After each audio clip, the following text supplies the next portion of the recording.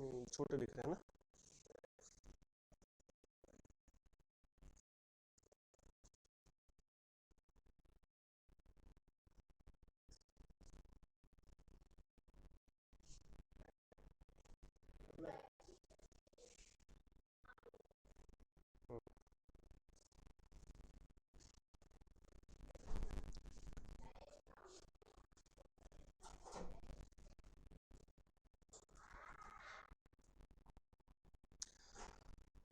नमस्कार देवियों सज्जनों। अरे यार, ये तो अमिताभ बच्चन बोलते हैं। नमस्कार भाइयों बहनों, ये भी मोदी जी बोलते हैं। तो मैं बोलता हूं कि नमस्कार प्यारे विद्यार्थियों। आज हम फिर से लाइव हैं, शाम के 6 बजे हैं। और शाम के 6 बजे हम जैसा कि वादा कर रहे हैं आपके साथ में कि शाम को 6 बजे अब रोज ही आपसे मिलना होगा। आप सभी प्यारे प्यारे दोस्तों को नमस्कार, गुड इवनिंग। शाम की आप सबको चाय मुबारक हो। आप सब प्यारे दोस्त एक बार जुड़ जाएं। और आज हमारा जो सेशन है वो बहुत अच्छा है। और सेशन क्या है? सेशन हमारा ये है कि आज हम पढ़ेंगे अक्षांश और देशांतरों के बारे में। अक्षांश और देशांतरों के बारे में बहुत डिटेल से पढ़े हम। तो इसके लिए पहले मुझे बता दो कि कितने दोस्त मेरे साथ जुड़ चुके हैं, जरा एक बार मुझे बता दो। आप मैं सभी प्यारे दोस्तों का शुक्रिया करता हूं। हाँ जी, बहुत बहुत धन्यवाद आप सभी का। शेयर कर दो क्लास को, लाइक कर दो क्लास को। और आज जो सेशन होने वाला है बड़ा मजेदार सेशन होने वाला है, क्योंकि मैं बहुत प्रिपरेशन करके आपके सामने उपस्थित हुआ हूं। मैं बता दूं आपको कि आपके लिए ये सारे तामझाम आपके लिए किए हुए हैं प्यारे दोस्तों। तो जम के शेयर कर दो क्लास को। गुड इवनिंग, मैं आप सभी के नाम ले रहा हूं। राजेंद्र गुजर, राजेश गुजर, गुड इवनिंग, बहुत बढ़िया। राजेश कुमार पचार, सेवा, राम राम सर जी, आपको भी बहुत बहुत Ram Ram. Maths point career institute, बहुत बढ़िया जी, बहुत बढ़िया, नमस्कार। आज शाम को 6 बजे सर आपसे मिलेंगे, जरूर मिलेंगे। Study with Vimal sir, good evening, very good evening sir, आपको बहुत बहुत नमस्कार। हेलो सुनील सैनी कह रहे हैं हेलो सर जी, हेलो सर जी। कमलेश चौधरी, कति जहर, हाँ जी जहर, ये जहर वहर की बातें तो हम करेंगे नहीं, खैर। लेकिन फिर भी आपके लिए जो क्लास होने वाली है कति जहर वाली क्लास होगी आज, टेंशन नहीं लेना है आपको ना।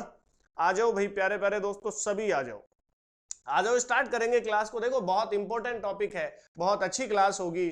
आप आएंगे तो हमें अच्छा लगेगा, आप देखेंगे तो हमें अच्छा लगेगा। इसमें फायदा आपका ही है, मेरा कुछ नहीं जाता। ध्यान से देखें जरा सा।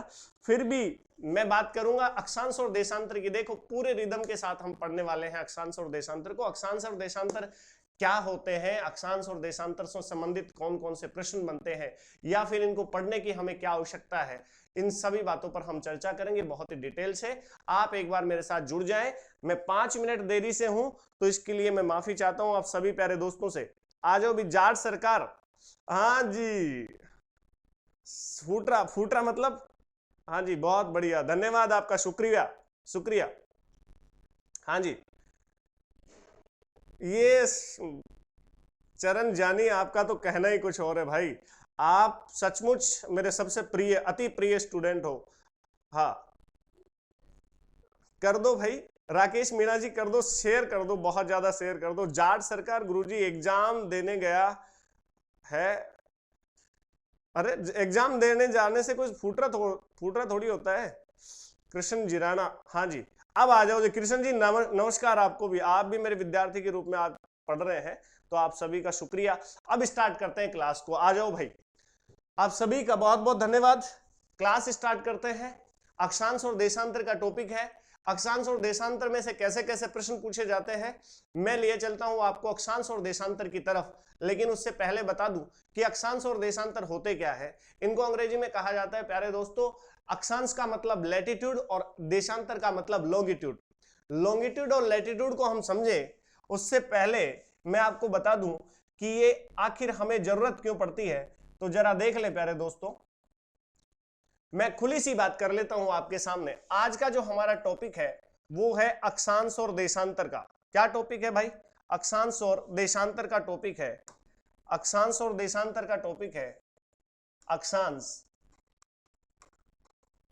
और देशांतर एवं देशांतर। देखना, इस टॉपिक को बहुत डिटेल से पढ़ने के लिए आपको यह पता होना चाहिए कि अक्षांश क्या है और देशांतर क्या है। या किस चीज को अक्षांश कहा जाता है और किसे देशांतर कहा जाता है। तो मैं आपको बता दूं कि आपने अपने प्रिंसिपल सर की टेबल पर आपने आज तक जितनी भी पढ़ाई की है तो प्रिंसिपल का सामना आपने जरूर किया होगा। और प्रिंसिपल सर के ऑफिस में जब आपने इस तरह की गोल वस्तु देखी है तो आपके दिमाग में एक प्रश्न जरूर आया होगा कि आखिर ये गोल वस्तु क्या है। तो आपने उसी समय पढ़ा होगा या उसी समय जानने का प्रयास किया होगा कि ये गोल वस्तु ग्लोब कहलाती है। क्या कहलाती है प्यारे दोस्तों? ग्लोब कहलाती है। और इस ग्लोब में इस प्रकार से कुछ रेखाएं आपको दिखाई देती हैं, इस प्रकार से कुछ रेखाएं आपको दिखती हैं, आपने देखी भी होंगी। और इन्हीं रेखाओं को क्या कहा जाता है प्यारे दोस्त? अक्षांश कहा जाता है। इसकी सटीक परिभाषा पर अभी चलेंगे, जरा धैर्य बनाए रखें। सटीक परिभाषा पर चलेंगे, हम बात करेंगे, बहुत डिटेल से पढ़ेंगे इस बात को, ठीक है। तो ये जो रेखाएं आपको दिखाई दे रही हैं इसको क्या कहा जाता है प्यारे दोस्तों? अक्षांश रेखा कहा जाता है। ये इसकी ग्लोब की उत्तर दिशा है और ये दक्षिण दिशा है, ये आपकी पूर्व दिशा है और ये पश्चिम दिशा है। जरा ध्यान दें इस बात पर। अब आपको एक बात समझ में आई होगी कि पूर्व से पश्चिम की ओर जो रेखाएं खिंची हुई दिखाई दे रही हैं, किधर से किधर?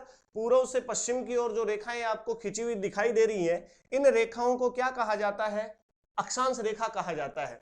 जो पड़ी रेखाएं हैं इनको अंग्रेजी में अक्षांश कहा जाता है और हिंदी में अक्षांश कहा जाता है और अंग्रेजी में इन्हें लैटिट्यूड, लेटी हुई रेखाओं को लैटिट्यूड ऐसे याद कर सकते हो आप, है ना, ध्यान रख सकते हैं। लेटी हुई रेखाएं जो है वो लैटिट्यूड कहलाती हैं। जरा ध्यान दें इस बात पर कि ये रेखाएं पूर्व से पश्चिम की ओर खींची गई हैं। तो एक बात पर आए आप कि क्या ये रेखाएं आपको पूरे ग्लोब पर दिखाई देती हैं?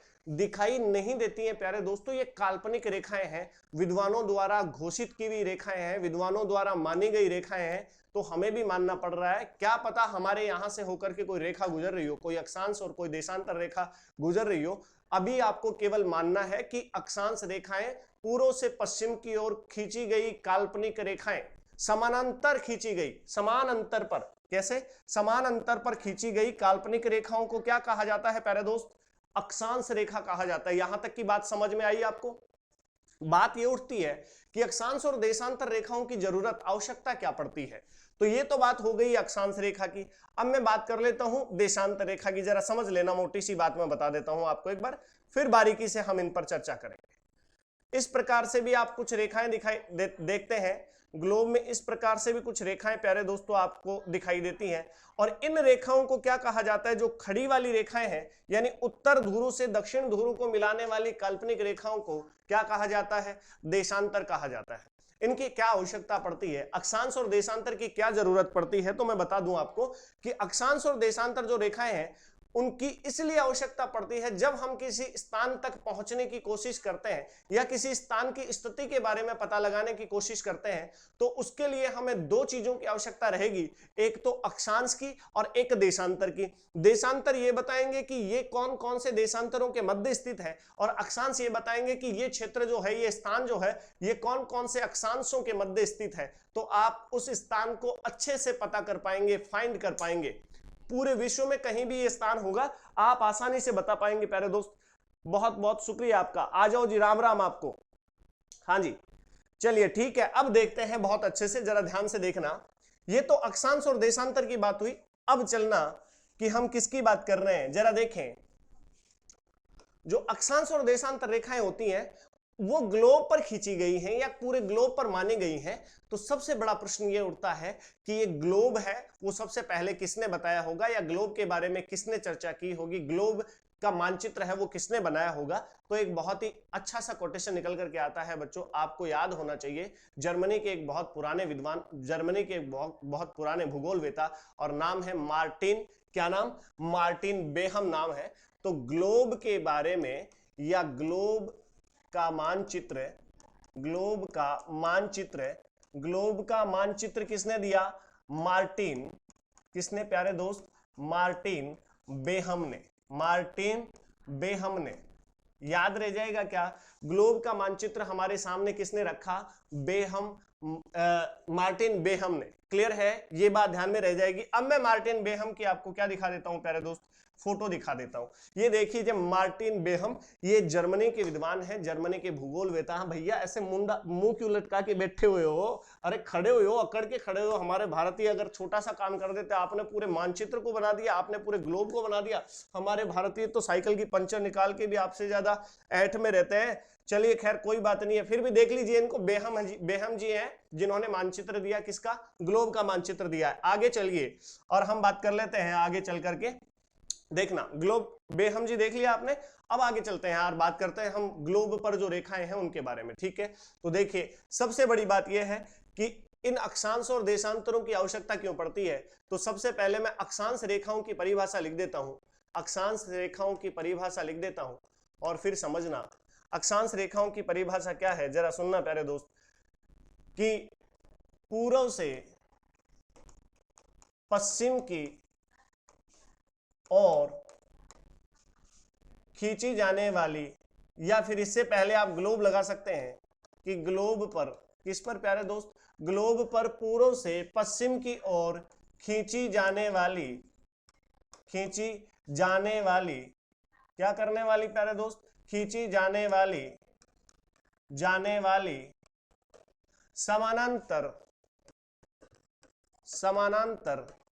समानांतर काल्पनिक रेखाओं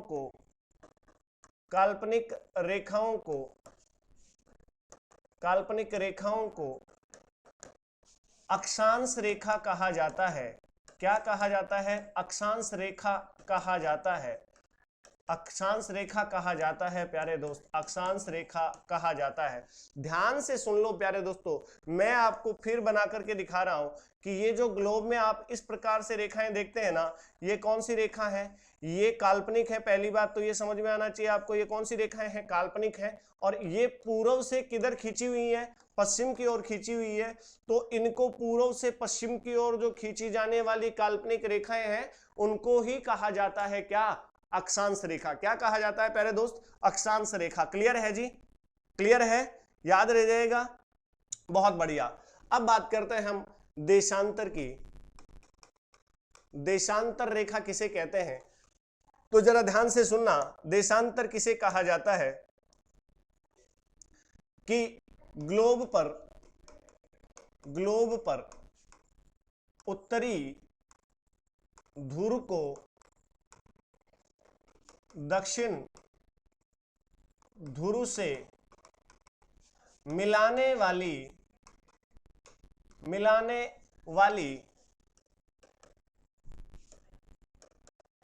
काल्पनिक क्या दोस्तों, काल्पनिक रेखाओं को देशांतर कहा जाता है।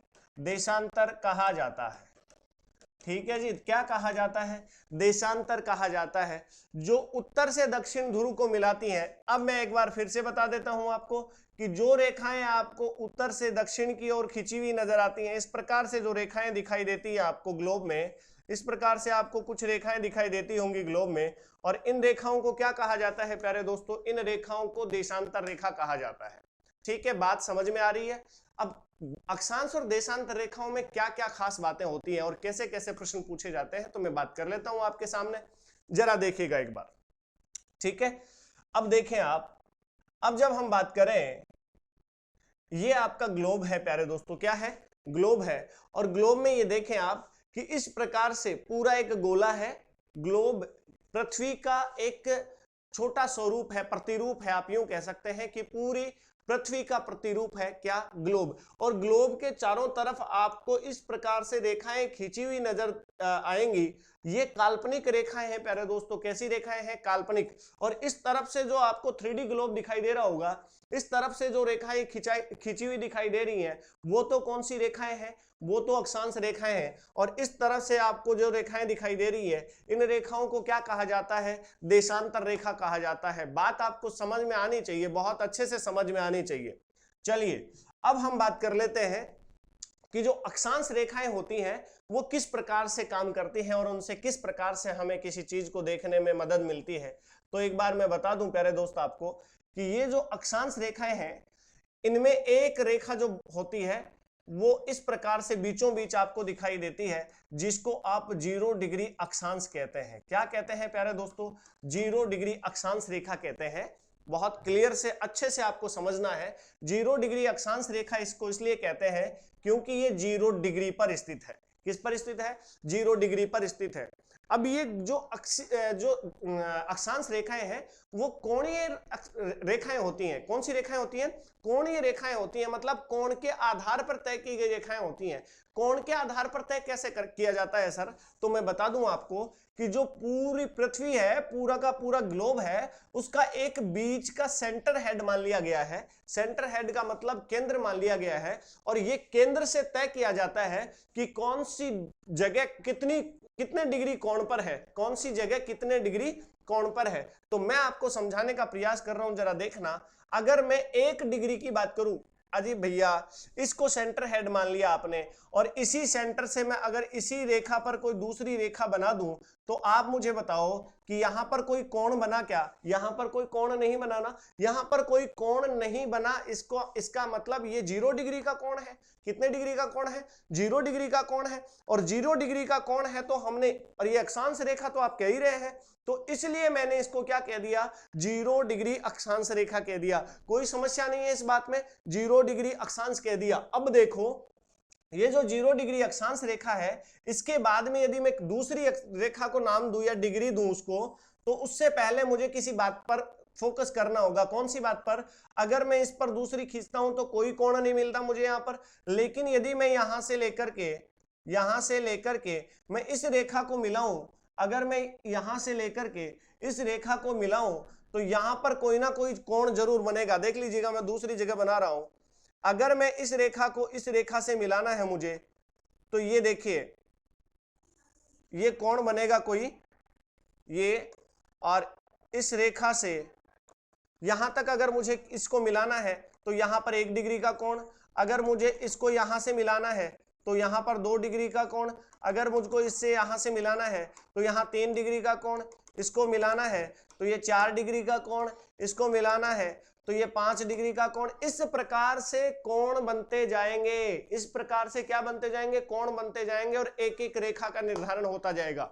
अब आप बता सकते हैं, बहुत आसान लफ्जों में आप कह सकते हैं, क्या कह सकते हैं कि आप मुझे इस बात का तय करके बताओ कि ये जो रेखा है ये पृथ्वी के बीचों बीच है, और ये जो बिंदु है ये पृथ्वी का या ग्लोब का सबसे ऊपरी बिंदु है। ये बिंदु है ये ग्लोब का सबसे नीचे वाला बिंदु है। अगर मैं इनको इससे मिलाऊं, अगर मैं इसको इससे मिलाऊं प्यारे दोस्त, अगर मैं इसको इससे मिलाने की कोशिश करूं, इसको इससे मिलाने की कोशिश करूं, तो मुझे एक चीज बताओ, यहां पर कितने डिग्री का कोण बना? 90 डिग्री का। यहां पर कितने डिग्री का कोण बना? 90 डिग्री का।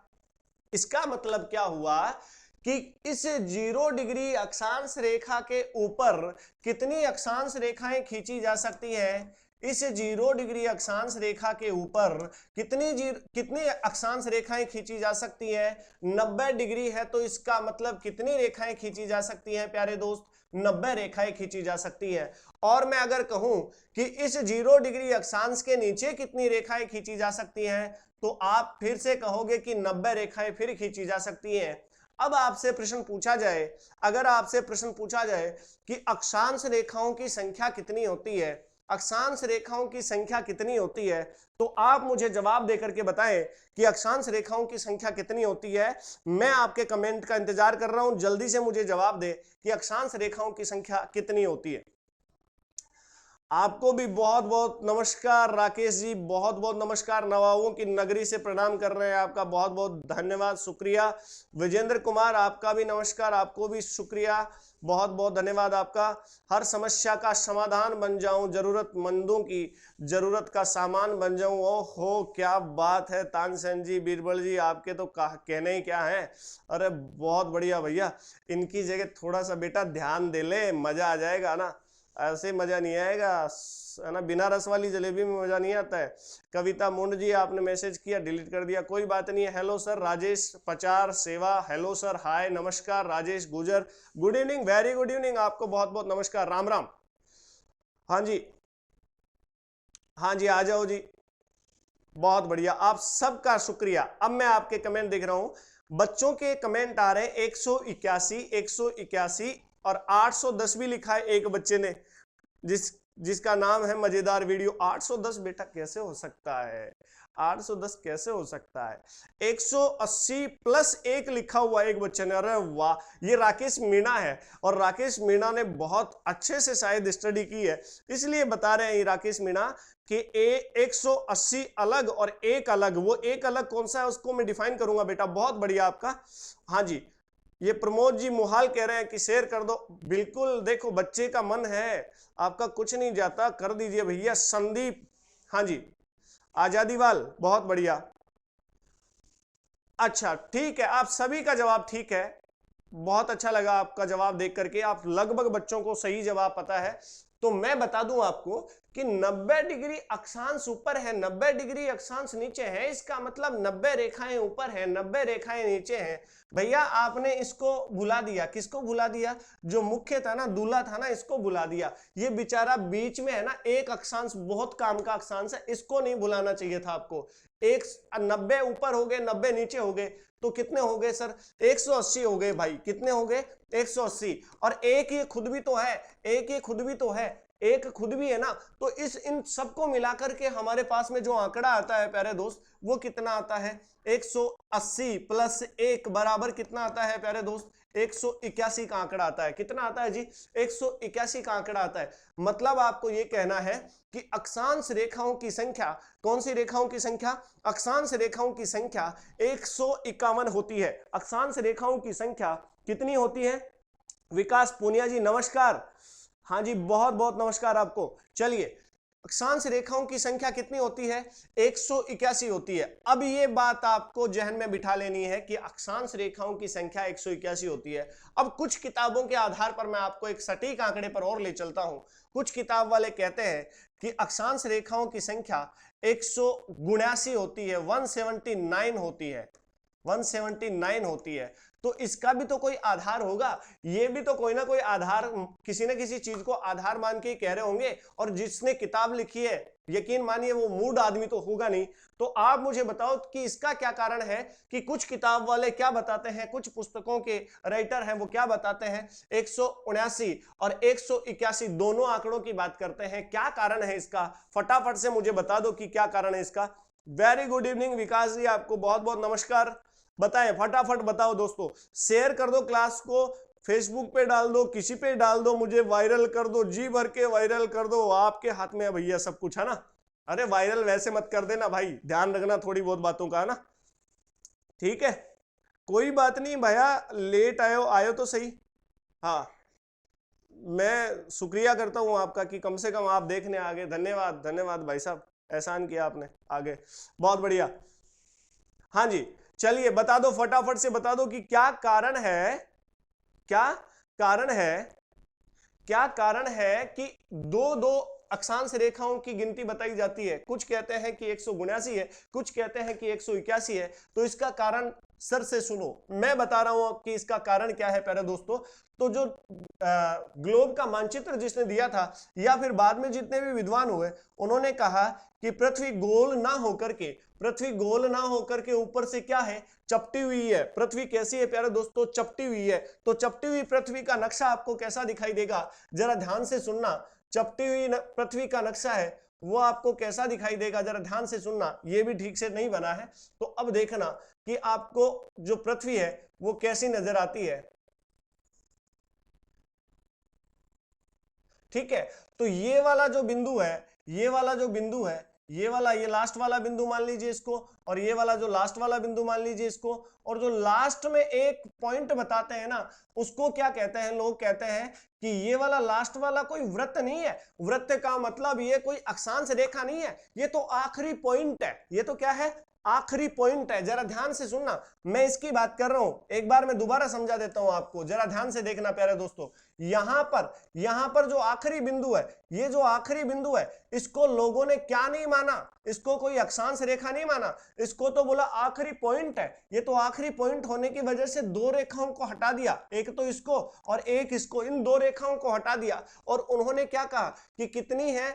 179 179 है, 179 है। तो आप कह सकते हैं कि ये अक्षांश शुद्ध अक्षांशों की संख्या है या शुद्ध अक्षांश रेखाओं की संख्या है। कोई डाउट नहीं है प्यारे दोस्त, बिल्कुल भी डाउट नहीं होना चाहिए कि अक्षांश रेखाओं की संख्या पूछे तो 181 बतानी है, शुद्ध अक्षांश रेखाओं की संख्या पूछे तो क्या बताना है आपको, 179 बताना है। कोई दिक्कत नहीं है ना। अब देखो और क्या क्या प्रश्न बनते हैं, तो ध्यान से देखने पर आपको पता चलेगा, ध्यान से अगर आप देखेंगे तो आपको पता चलेगा कि ये रेखाएं आपस में कहीं भी एक दूसरी रेखा को काटती नहीं है। ये रेखाएं आपस में कहीं भी एक दूसरी रेखा को काटती नहीं है, और एक दूसरी रेखा को अगर ये नहीं काटती हैं, इसका मतलब इनको हम ये कह सकते हैं कि ये समानांतर रेखाएं हैं। कैसी रेखाएं हैं प्यारे दोस्त, समानांतर रेखाएं हैं। दिखाई दे रहा होगा आप सभी प्यारे दोस्तों को, दिखाई दे रहा होगा ये मैप जो मैंने बना रखा है, ये कौन सी रेखाएं हैं, ये सारी की सारी समानांतर रेखाएं हैं। समान अंतर पर जो ये रेल की पटरियों की तरह है प्यारे दोस्तों, चलती तो साथ साथ है लेकिन काटती एक दूसरी को कहीं पर भी नहीं है। ठीक है, दो प्रेमियों की तरह है जो चलते हमेशा साथ साथ हैं लेकिन एक दूसरे, छोड़ो खैर, है ना, चलते हैं आगे बात करते हैं। तो ध्यान से सुनना, ये समानांतर समान अंतर पर खींची जाने वाली काल्पनिक रेखाएं हैं। कैसे, समान अंतर पर। तो याद रखें कि इनके बीच की दूरी हमेशा ही समान होती है, इनके बीच की दूरी हमेशा ही क्या होती है प्यारे दोस्त, समान होती है। यहां वाली जो दूरी है ना, ये हमेशा ही समान रहेगी, बराबर ही रहती है, लगभग बराबर रहती है। ये दूरी कितनी रहती है, मैं आपको लिए चलता हूं। जो दो अक्षांशों के मध्य की दूरी है, दो अक्षांशों के मध्य दूरी कितनी होती है, आपको कहना है 111 रुपए का प्रसाद, यानी 111 किलोमीटर की दूरी होती है प्यारे दोस्त। कितनी दूरी होती है, 111 किलोमीटर। दो अक्षांश रेखाओं के बीच में दूरी कितनी होती है, 111 किलोमीटर। याद रह जाएगा क्या, बहुत आसानी से याद रखना है, 111 किलोमीटर दूरी होती है। दो अक्षांशों के मध्य 111 किलोमीटर दूरी है, लेकिन कुछ किताब वाले कहते हैं कि ये दूरी अगर आप बढ़ते हुए जाओगे तो ये दूरी ऊपर जाते जाते कम हो जाती है। लेकिन मेरा मानना है कि 111 किलोमीटर आपको याद करना चाहिए। 111 किलोमीटर दूरी ही होती है किसके बीच में, दो अक्षांश रेखाओं के मध्य की जो दूरी होती है। कर्मागत दो अक्षांश रेखाओं को कहना है, ये एक पहली और ये दूसरी, दो कर्मागत अक्षांश रेखाओं के मध्य की जो दूरी होती है वो 111 किलोमीटर होती है, फिक्स, नो डाउट। ठीक है, आपको समझ में आया। तो अगली बात पर चलते हैं।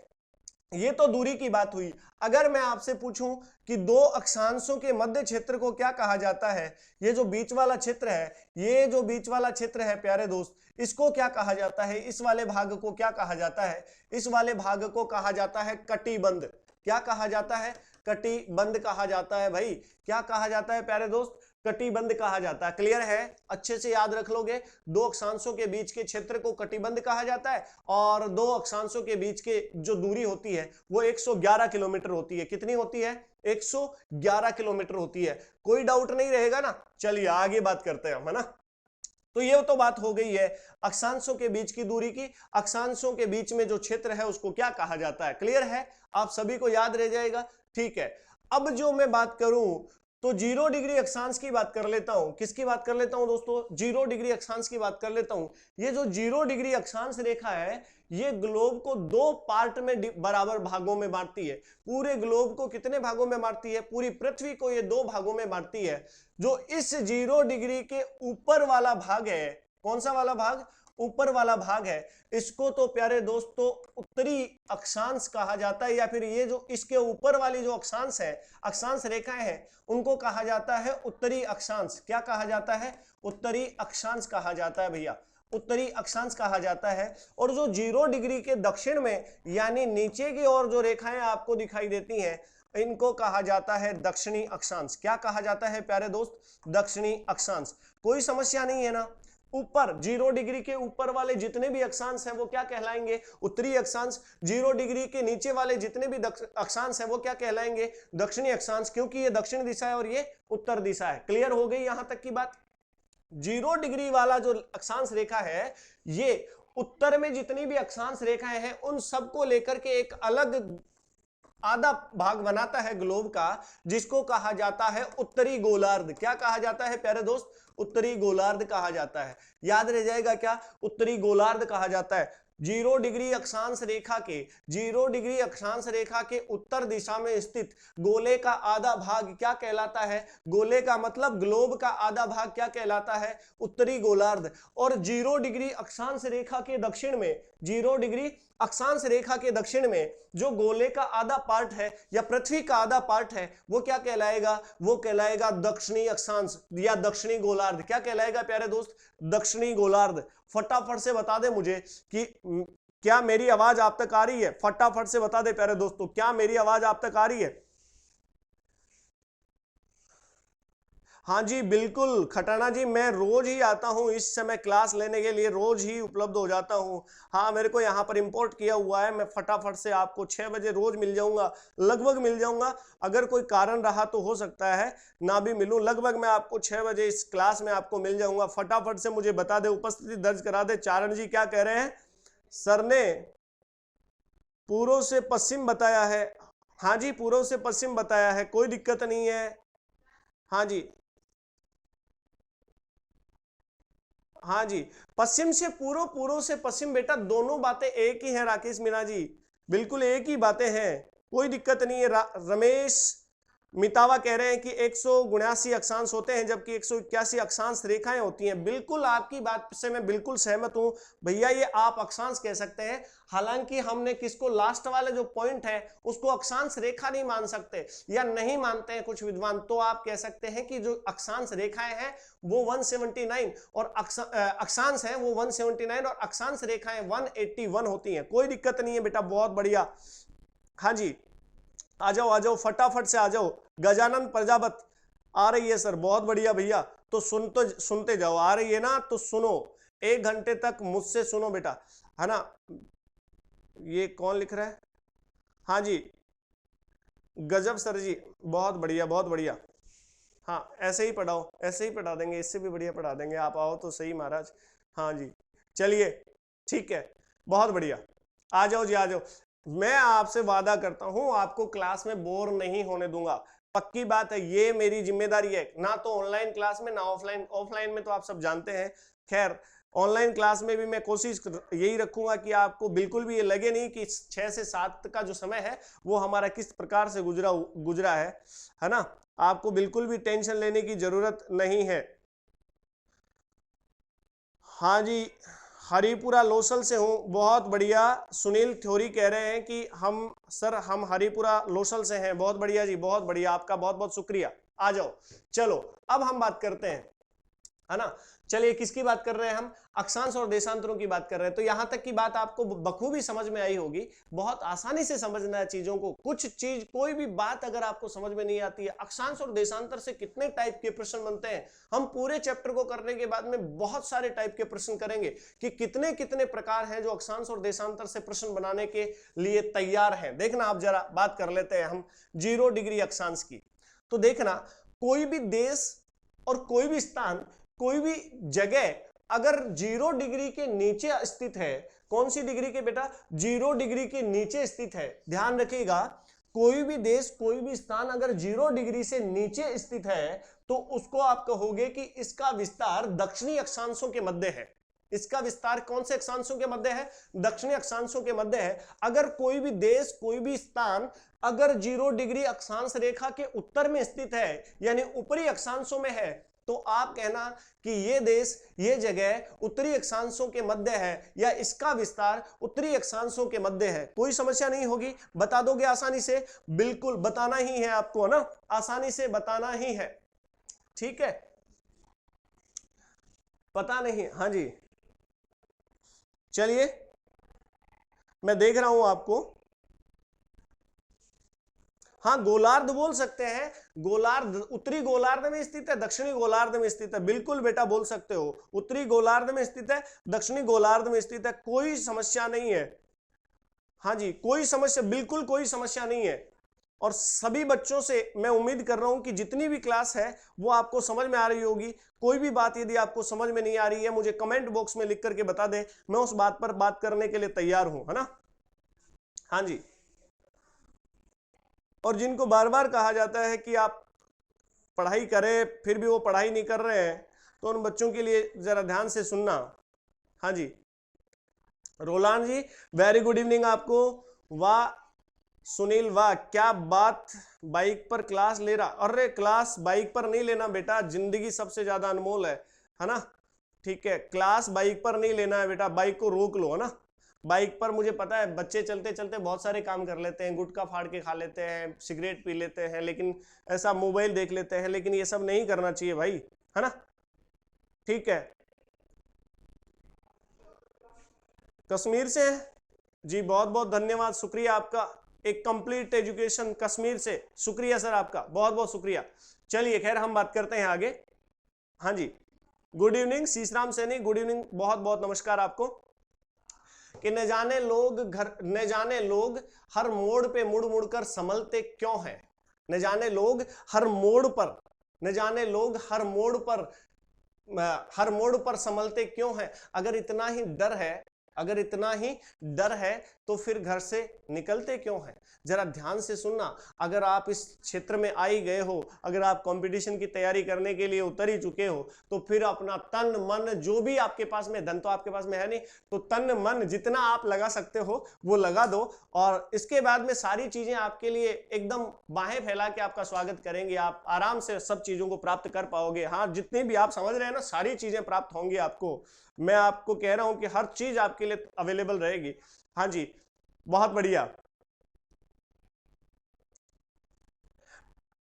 अरे मोरिया मारिया ना बुलाओ बेटा, ठीक है। हाँ पीडीएफ बिल्कुल, नोट्स की मैं पीडीएफ आप तक भेज दूंगा। बस आप मुझसे व्हाट्सएप पे जुड़े हैं, व्हाट्सएप नंबर भी मैं आपको बता दूंगा। हाँ जी बिल्कुल आपको पीडीएफ मिल जाएगी, बिल्कुल बिल्कुल ठीक है, आपको मिल जाएगी सर। हाँ जी टीलावाड़ी से हैं, बहुत बहुत शुक्रिया आपका खटाना जी, टीलावाड़ी से हो आप, देख रहे हो आप, धन्यवाद के पात्र हैं। आपका क्या करें, अब तो आपको सलाम करते हैं, बहुत बहुत शुक्रिया आपका। हाँ सुरेंद्र कुमार जी बहुत बहुत नमस्कार। क्या बात है सर, कुछ भी नहीं है बात, तो आपको लग रहा है कुछ अलग, बाकी है कुछ नहीं बात ज्यादा। मैं प्रसन्न हूँ, मोगेम्बो खुश हुआ, बहुत बढ़िया। आज जितना उत्साह आपने दिखाया है, यकीन मानिए मेरे अंदर बहुत ज्यादा जोश आ गया। चलिए अब बात करते हैं हम आगे, चलिए बात करते हैं, ठीक है। तो यहां तक की तो बात होगी, कोई भी देश कोई भी क्षेत्र अगर 0 डिग्री के ऊपर है तो वो उत्तरी अक्षांश में या उत्तरी गोलार्ध में, 0 डिग्री के नीचे है तो वो दक्षिणी अक्षांश में या फिर दक्षिणी गोलार्ध में कहलाएगा। क्लियर है। जैसे मैं बात कर लेता हूं, एक जगह की बात कर लेता हूं, एक जगह है, या फिर मैं एक नॉर्मल बात कर लेता हूं आपके सामने। जैसे भारत में एक जगह है, भारत के महाराष्ट्र में, कौन सी जगह, भारत के महाराष्ट्र राज्य में एक जगह है चंद्रपुर। कौन सी जगह प्यारे दोस्त, चंद्रपुर। और ये चंद्रपुर 20 डिग्री अक्षांशों में स्थित है। कौन से अक्षांशों में स्थित है, 20 डिग्री अक्षांशों में स्थित है। क्लियर है, कोई समस्या नहीं है ना, 20 डिग्री अक्षांश पर स्थित है। और मैं बात कर लेता हूं ब्राजील की। किसकी दोस्तों, ब्राजील की। ये जरा ध्यान से सुनना, ब्राजील की, जिसकी राजधानी क्या है, ब्राजीलिया है। और ब्राजीलिया का एक क्षेत्र है बोली होंजोटेन, ऐसे कुछ जगह है, होंजोटेन, होरोजेंट, बोली होरोजेंट, ऐसे कुछ करके कुछ जगह है। और ये भी कितने डिग्री पे स्थित है प्यारे दोस्त, 20 डिग्री पे स्थित है। अब मुझे बता दो कि कौन सा तो उत्तरी अक्षांश पर स्थित है और कौन सा दक्षिणी अक्षांश पर स्थित है। फटाफट से कमेंट करके बता दो। मैं दोनों प्रश्नों के लिए आपसे देख रहा हूं, आपके कमेंट देख रहा हूं कि 20 डिग्री उत्तरी अक्षांश पर कौन सा है और 20 डिग्री दक्षिणी अक्षांश पर कौन सा है। क्या यह दक्षिणी अक्षांश पर है, या फिर यह दक्षिणी अक्षांश पर है, या उत्तरी अक्षांश पर है, या फिर यह उत्तरी अक्षांश पर है। फटाफट से बता दो। यह मतलब ब्राजील का वो शहर उत्तरी अक्षांश पर है या भारत का वो शहर उत्तरी अक्षांश पर है। फटाफट से बता दो भाई, मैं देख रहा हूं आपके कमेंट, फटाफट से कमेंट करके बताओ ताकि मैं आपके कमेंट देख करके बता सकूं आपको। हाँ जी, हाँ जी, बहुत बहुत हमारे साथी संजय जी बिल्कुल रीट की साइंस की क्लासेस लिया करते हैं, पढ़ाया करते हैं, बहुत बढ़िया भी पढ़ाते हैं संजय जी। बहुत बहुत शुक्रिया संजय जी का, वो हमारे साथ रहे और अभी भी हमारे साथ हैं। चलिए, हाँ जी बहुत बढ़िया बहुत बढ़िया। हाँ जी राकेश जी बहुत बढ़िया। बताओ, क्वेश्चन का आंसर दो यार, अब क्वेश्चन का आंसर दो, मैं प्रश्न का उत्तर लेना चाह रहा हूं आपसे, है ना। प्रश्न का उत्तर दो, कोई दिक्कत नहीं है, बारीकी से हम पता करेंगे, प्रश्न का उत्तर दो। हाँ जी बताओ, फटाफट से बताओ भाई, उत्तर दो, प्रश्न का उत्तर दो। मैंने क्या प्रश्न किया है, महाराष्ट्र का चंद्रपुर उत्तरी अक्षांश पर है या ब्राजील का बोली होरिजेंट उत्तरी अक्षांश पर है। इनके साथ में उत्तरी और दक्षिण जोड़ना है, किसके साथ में उत्तरी जोड़ो और किसके साथ में दक्षिणी जोड़ो, ये बताओ। हाँ जी बताओ, फटाफट से बताओ। ये शाबाश, चरण जानी ने बहुत सटीक जवाब दिया है, वेरी गुड बेटा, एक्सीलेंट, बहुत बढ़िया। राजेश सेवदा भी कह रहे हैं उत्तरी अक्षांश, लेकिन किसके लिए कह रहे हैं बेटा, ये भी बताओ आप, है ना, किसके लिए कह रहे हैं। हाँ जी ये भी बताओ किसके लिए कह रहे हैं आप। हाँ जी, वो चंद्रपुर के लिए कह रहे हैं या फिर बोली के लिए कह रहे हैं आप, जल्दी से बताओ मुझे फटाफट से। हाँ जी बनाएंगे, बिल्कुल बनाएंगे, सारे चीजें बनाएंगे, क्या मैं थोड़ा सा टेक्निकल कम हूं। हाँ जी टेलीग्राम बना हुआ है, बहुत बहुत शुक्रिया, कोई बात नहीं है, बना हुआ तो आप काम में लीजिए, बहुत बढ़िया भाई राजेश।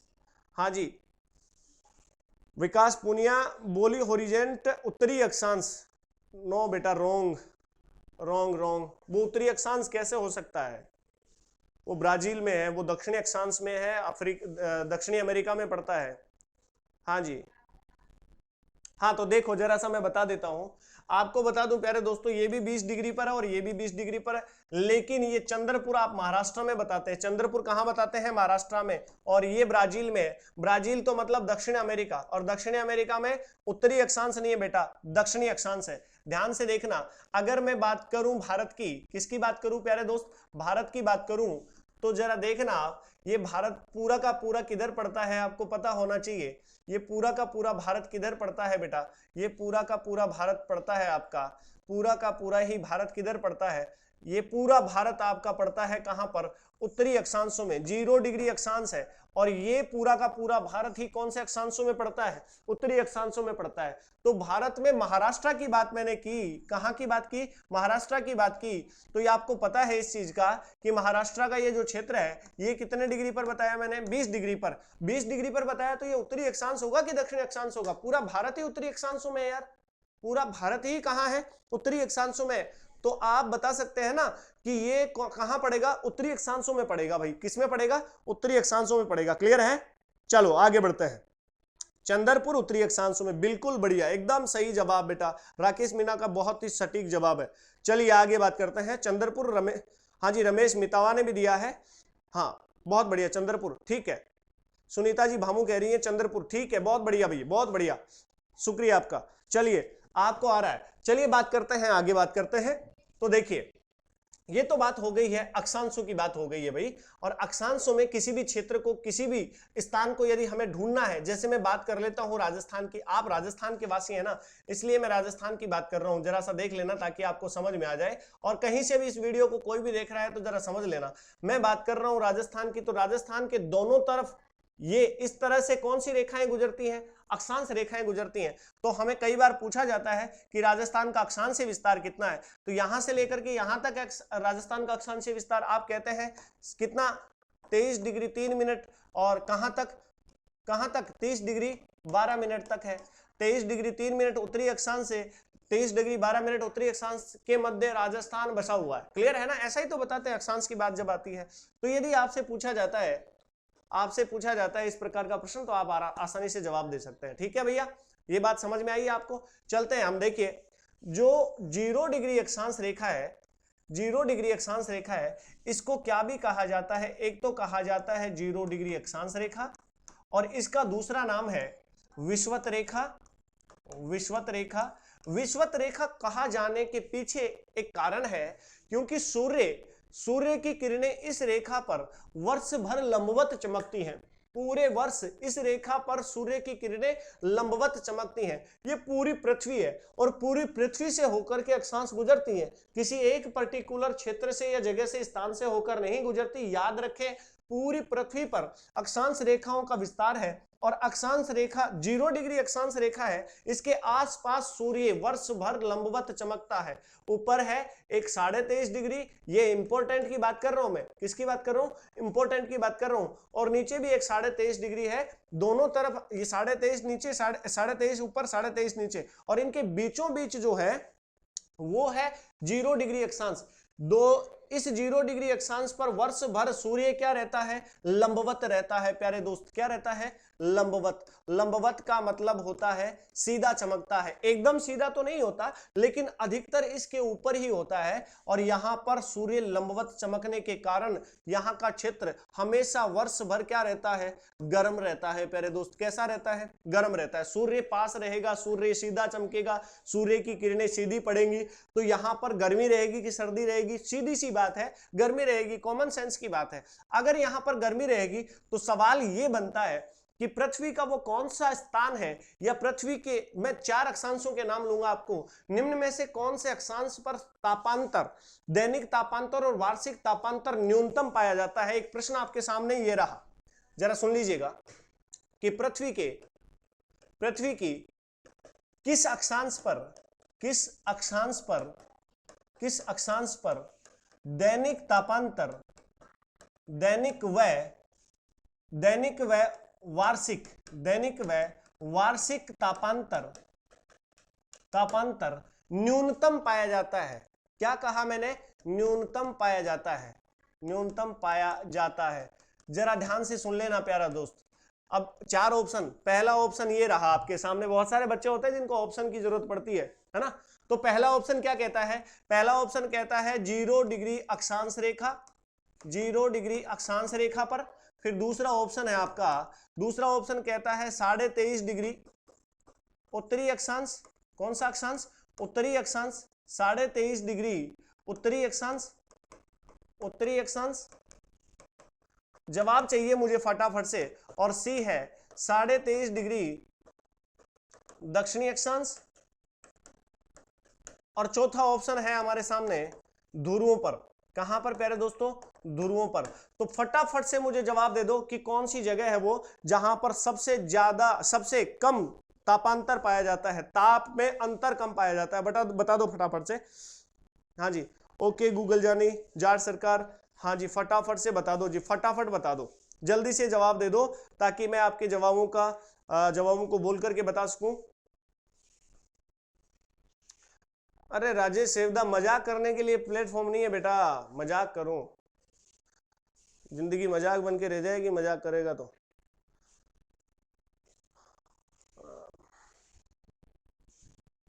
हाँ जी बहुत बढ़िया, थैंक यू सो मच।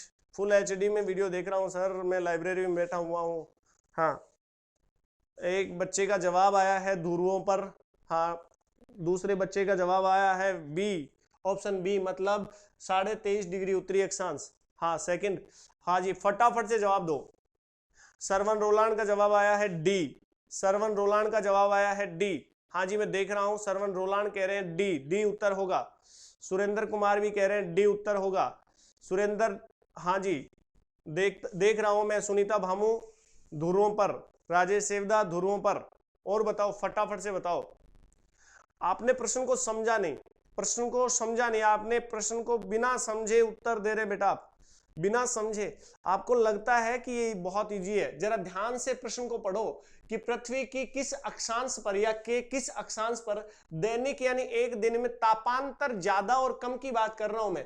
तापांतर न्यूनतम, न्यूनतम का मतलब दैनिक एक दिन की बात कर रहा हूं, तापांतर का मतलब समझना, तापमान नहीं पूछ रहा हूं मैं क्या नहीं पूछ रहा हूं, तापमान की बात नहीं कर रहा हूं मैं कि तापमान सबसे कम कहां होता है, मैं तापांतर की बात कर रहा हूं, तापमान में अंतर कहां कम होता है ये पूछ रहा हूं मैं। जरा फटाफट से उत्तर दो। सुरेंद्र ढाका जी कह रहे हैं डी, गजानन प्रजापति ए कह रहे हैं, एक बच्चा ऐसा मिला जो ए कह रहा है, बाकी सभी डी के साथ में है। चलिए और उत्तर दे दो भैया, और उत्तर दे दो, और मैं देख लेता हूं आपको कि कितनी आपकी तैयारी है पहले से। समझ लीजिएगा इस बात को। ए, जाट सरकार भी कह रहे ए होना चाहिए सर मेरे हिसाब से जी, मान लेते हैं। 0 डिग्री पर चरण जानी अपने उत्तर को बदल रहे हैं, 0 डिग्री पर, ठीक है। सुरेंद्र ढाका, अब सर हमने प्रश्न समझा है, सुरेंद्र ढाका भी ए पर आ चुके हैं।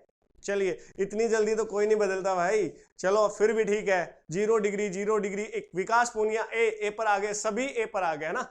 तो अब मैं बताना चाह रहा हूं उनको कि ए भी उनका उत्तर सही है या गलत है। देखिए सज्जनों, इंतजार की घड़ियां समाप्त हुई और अब देखिए आप उत्तर, इसका सही उत्तर देखिए। बहुत बढ़िया सा प्रश्न है, इसका उत्तर समझने की कोशिश करें। 0 डिग्री अक्षांश पर तापांतर सबसे कम होगा। यार तापांतर की बात कर रहा हूं मैं, तापमान की बात नहीं कर रहा हूं। ध्यान से सुना आपने, मैं तापांतर की बात कर रहा हूं, तापमान की बात नहीं कर रहा हूं। तापमान ठीक है, 0 डिग्री अक्षांश पर सर्वाधिक होता है, सबसे ज्यादा होता है, ठीक है। लेकिन यहां पर तापांतर, तापमान में अंतर जो होता है ना, वो सबसे कम होता है। वर्ष भर सूर्य यहीं पर रहता है, वर्ष भर यहीं रहेगा, तो तापमान बढ़ेगा और घटेगा क्यों? एक ही जैसा तापमान रहेगा, एक ही जैसा तापमान मतलब समान तापमान रहेगा, तापमान में अंतर नहीं होगा, ठीक है। ये बात समझना आप, तापमान में अंतर नहीं होता है, ठीक है। और उसके बाद ही में बात करें हम, ध्रुवों पर तापमान कम होता है, जो हमेशा ही कम रहता है, जो हमेशा ही कम रहता है। जरा ध्यान देना, वहां पर तापमान बढ़ता और घटता रहता है, लेकिन यहां पर तापमान लगभग हमेशा ही उच्च रहता है। इसीलिए तो इन अक्षांशों को क्या कहते हैं? उष्ण कटिबंध। क्या कहते हैं प्यारे दोस्त? उष्ण कटिबंध। क्या कहते हैं? उष्ण कटिबंध। आपने नाम सुना होगा उष्ण कटिबंध का, सुना है? उष्ण कटिबंध का नाम सुना है। भूमध्य रेखा के आसपास जितने भी क्षेत्र पाए जाते हैं वहां पर तापमान हमेशा उच्च बना रहता है। भूमध्य रेखा के आसपास जितने भी क्षेत्र पाए जाते हैं वहां पर तापमान हमेशा ही क्या बना रहता है? उच्च बना रहता है। यहां पर तापमान हमेशा ही उच्च बना रहता है। तो एक प्रश्न और बनकर निकलता है कि वो कौन सा क्षेत्र है, वो कौन सा क्षेत्र है जहां पर रोज शाम को वर्षा होती है। डेली ही शाम को क्या हो जाती है? वर्षा हो जाती है। कारण आपको समझ में आएगा कि क्यों यहां पर रोज शाम को वर्षा होती है। दिन भर तापमान उच्च रहेगा, तापमान उच्च रहेगा तो वायुदाब कम रहेगा, ये बात आप समझ पा रहे हैं। दिन भर तापमान क्या रहेगा? उच्च रहेगा, वायुदाब निम्न रहेगा। वायुदाब निम्न रहेगा तो कहीं दूसरी जगह वायुदाब उच्च रहेगा। दूसरी जगह से मेरा मतलब है जो जलीय क्षेत्र है वहां उच्च रहेगा, और वहां से हवाएं हमेशा, हवाओं का एक नियम है, जिस प्रकार से किसी भी चीज का एक फिक्स नियम होता है उसी प्रकार से हवाओं का एक नियम है कि हवाएं हमेशा उच्च वायुदाब से निम्न वायुदाब की ओर चलती हैं। हवाएं हमेशा उच्च वायुदाब से निम्न वायुदाब की ओर गति करती हैं। और मान लीजिए यहां पर कोई सागर है, यहां से हवाएं इधर आएंगी, यहां पर कोई सागर है, यहां से भी हवाएं इधर आएंगी, और यहां पर आकर के इन हवाओं के साथ खाली पीली थोड़ी आएंगी। अरे शादी में कोई जाकर के आए खाली पीली थोड़ी आएगा, लावना वावना लेके आएगा ना। तो मैं वही बात कर रहा हूं कि यहां से हवाएं ऊपर जाएंगी तो अपने साथ में क्या लेकर के जाएंगी? जल लेकर के जाएंगी। यहां से भी हवाएं आएंगी तो जल लेकर के आएंगी, और यहां पर आकर जैसे ही ये धरातल स्थल से टकराती हैं ये हवाएं, या फिर जैसे ही तापमान उच्च तापमान से टकराती हैं तो यहां पर वर्षा कर देती हैं। तो रोज शाम को, डेली शाम को कहां वर्षा होती है? डेली शाम को भूमध्य रेखा के आसपास वाले भागों में वर्षा होती है। ये बिल्कुल सत्य बात है, इसमें कोई दो राय नहीं है। आप कोई जाकर के देख लेना भूमध्य रेखा के आसपास वाले भागों में। अब भूमध्य रेखा से संबंधित और क्या प्रश्न निकलता है, जरा ध्यान से सुनना। भूमध्य रेखा से संबंधित एक प्रश्न बहुत प्यारा सा निकलता है कि भूमध्य रेखा कौन कौन से महाद्वीप से होकर के गुजरती है। तो भूमध्य रेखा सबसे पहले तो एशिया महाद्वीप से होकर गुजरती है क्या? आप मुझे बताओ, भूमध्य रेखा एशिया महाद्वीप से होकर गुजरती है क्या? बिल्कुल गुजरती है भैया, भूमध्य रेखा एशिया महाद्वीप से होकर गुजरती है, कोई डाउट नहीं है इस बात में, ठीक है। फिर किससे होकर निकलती है? अफ्रीका से निकलती है क्या? अफ्रीका से भी निकलती है। किससे भी निकलती है? अफ्रीका से भी निकलती है। कौन? भूमध्य रेखा। और फिर अगर बात करें हम किसकी प्यारे दोस्त, अगर हम बात करें दक्षिण अमेरिका की, तो दक्षिण अमेरिका से होकर भी गुजरती है, दक्षिण अमेरिका से होकर भी गुजरती है। क्लियर है ये बात? आपको समझ में आएगी। एशिया महाद्वीप के द्वीपीय क्षेत्र है जहां से होकर के निकलती है। एशिया महाद्वीप के ही द्वीपीय भाग है अफ्रीका महाद्वीप, और कौन सा महाद्वीप? दक्षिण अमेरिका। यहां से होकर के कौन सी रेखा गुजरती है? भूमध्य रेखा गुजरती है। क्लियर है ये बात? क्लियर है आप सभी को? अब एक बात का ध्यान दे कि केवल 0 डिग्री अक्षांश रेखा ही, कौन सी? 0 डिग्री अक्षांश रेखा ही पृथ्वी को या ग्लोब को दो बराबर भागों में बांटती है। इसके अलावा कोई नहीं है। 0 डिग्री के अलावा कोई भी अक्षांश रेखा ऐसी नहीं है जो ग्लोब को 2 बराबर भागों में बांट सके, क्योंकि कारण आप समझ चुके हैं।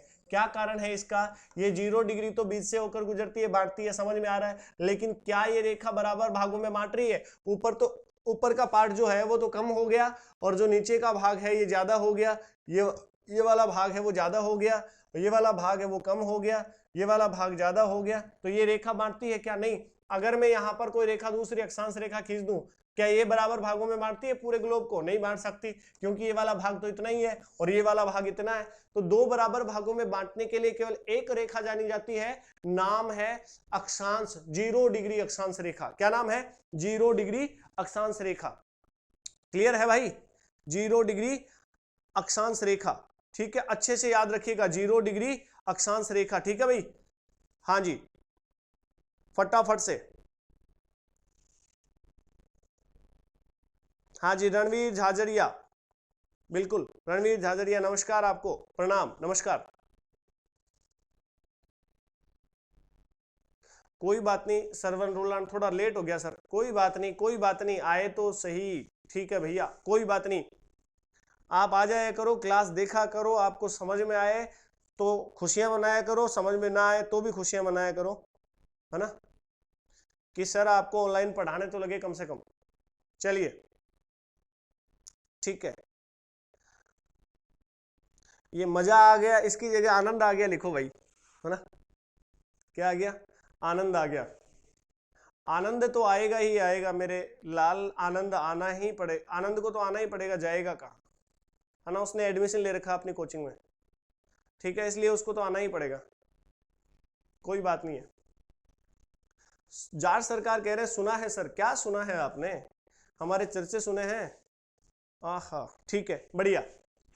चलिए भाई, बात करते हैं, आगे बात करते हैं। तो यहां तक की बात आपको समझ में आई होगी, 0 डिग्री अक्षांश रेखा वाली बात समझ में आई होगी आपको। केवल एक ही रेखा है। अच्छा, इसके मध्य क्षेत्र को क्या कहते हैं? कटिबंध कहते हैं। इसके मध्य जो दूरी है वो कितनी है? 111 किलोमीटर है। बात समझ में आ रही है? अब मैं आपको बात बता दूं कि जो ये खड़ी रेखाएं हैं इनको देशांतर कहते हैं, और आपके सामने क्विज छोड़ के जा रहा हूं, ये जो खड़ी रेखाएं हैं, ये जो खड़ी रेखाएं इनको देशांतर बोलते हैं। मान लीजिए क्या बोलते हैं इनको? देशांतर। और जो खड़ी रेखाओं के जो मध्य का क्षेत्र होता है, जो देशांतरों के, किसके? देशांतरों के मध्य भाग को क्या कहा जाता है? सभी को पता है, गोरे कहा जाता है, गोरे या गोर कहा जाता है। क्या कहा जाता है प्यारे दोस्त? गोरे या गोर कहा जाता है। लेकिन एक बात का ध्यान रखें कि आपको यह पूछ लिया जाए कि 2 अक्षांश व देशांतर के मध्य क्षेत्र को क्या कहा जाता है? क्या कहा जाता है? ये प्रश्न है आपके सामने, बहुत ही इंपॉर्टेंट। अब ये 2 तो खड़ी हो गई, तो ये तो हो गई आपकी देशांतर। ये जो पड़ी रेखाएं हैं ये है आपकी, हाँ, ये है आपकी अक्षांश रेखा। अब बताओ इस क्षेत्र को एक साथ क्या कहा जाएगा? अगर मैं अक्षांशों के बीच की बात कर लूं तो वो कटिबंध, अगर मैं देशांतरों के बीच की बात कर लूं तो इसको कहा जाता है गोर या गोरे क्षेत्र। लेकिन मैं अगर अक्षांश और देशांतर दोनों के बीच की बात करूं तो एक साथ इसे क्या कहा जाता है? इस बात का जवाब लेकर के मेरे सामने कल आप हाजिर होंगे, और मैं आपके लिए कल एक बढ़िया सी क्लास, इसी क्लास को थोड़ा आगे बढ़ाएंगे। पूरे डिटेल से पढ़ने के लिए आपको पेशेंस रखना ही पड़ेगा, धैर्य रखना ही पड़ेगा, धैर्य की कमी होती है, तो धैर्य का ध्यान रखें आप, पेशेंस का ध्यान रखें, पेशेंस आपको रखना ही पड़ेगा भैया। और आज के लिए तो शायद मैं इतना ही कर पाऊंगा, अगली क्लास में आपके साथ में फिर मुलाकात होगी। अच्छे से आप लाइव आए, अच्छे से आप शेयर करें क्लास को। अगर आपको क्लास पसंद आती है तो इस क्लास को आगे फॉरवर्ड करते रहें, ताकि मुझे मोटिवेशन मिलता रहे। आपसे मिलने के लिए मैं भी बेताब रहता हूं, हमेशा मैं चाहता हूं कि बच्चों से मैं मिलूं, ऑनलाइन भी मिलूं, ऑफलाइन भी मिलूं। और जिन बच्चों को मुझसे बात करनी है, कोई क्वेश्चन है उसका, तो कमेंट बॉक्स में जरूर लिख करके मुझे बता दें। आज के लिए मैं इतना ही कहूंगा, आने वाली क्लास में आपसे फिर मुलाकात होगी। तब तक के लिए नमस्कार, गुड नाइट, आपकी रात्रि शुभ हो।